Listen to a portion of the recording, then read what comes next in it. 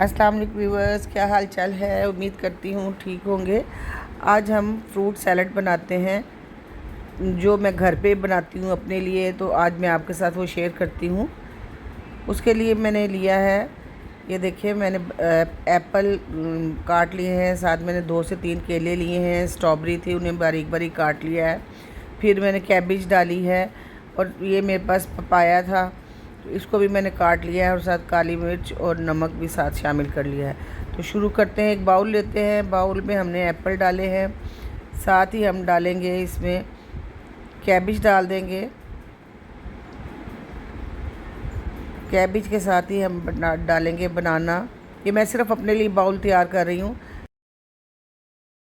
अब मैं स्ट्रॉबेरी सारी डाल दूँगी क्योंकि मुझे स्ट्रॉबेरी बहुत पसंद है।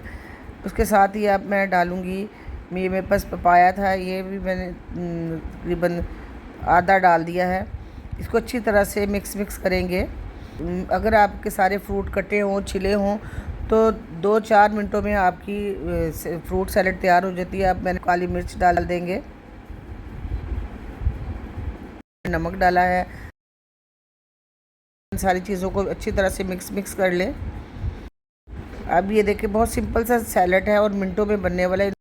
और ये सैलड आपका एक बाउल आपका जो है वो आपका एक पूरा डाइट बाउल है। इसके ऊपर 1 चम्मच भर के मैंने रूह अफ़ज़ा का डाल लिया है। इसमें हमने शुगर नहीं डाली, उसकी जगह ये डाल दिया है।